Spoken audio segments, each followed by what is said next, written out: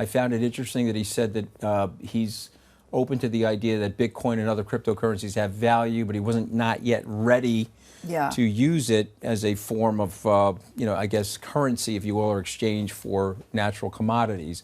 The other thing I think he said, which is very telling, is about the weaponization of the U.S. dollar. He actually thinks that that's hurting the United States. You brought that up in the interview as well. Yeah. For me, I have over $1 billion in Bitcoin now. I started accumulating that position last year. I think that this manifests itself into a gigantic asset class.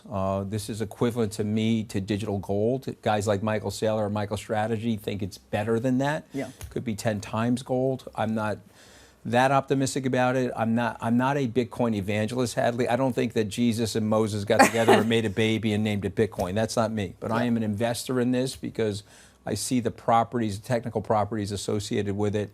Ultimately, this is a delayering mechanism for the society. So I think President Putin sees it that way.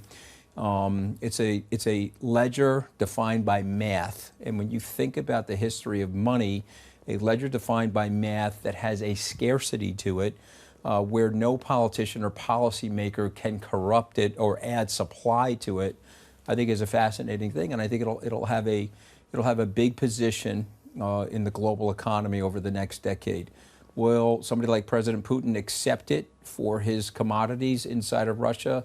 I think it has to get more stable. It has to be a less volatile asset.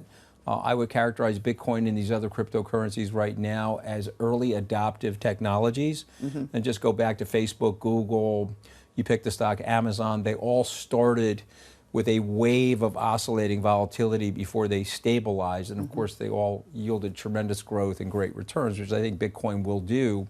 But you're probably 10 years away from President Putin accepting it as a form of currency in his country.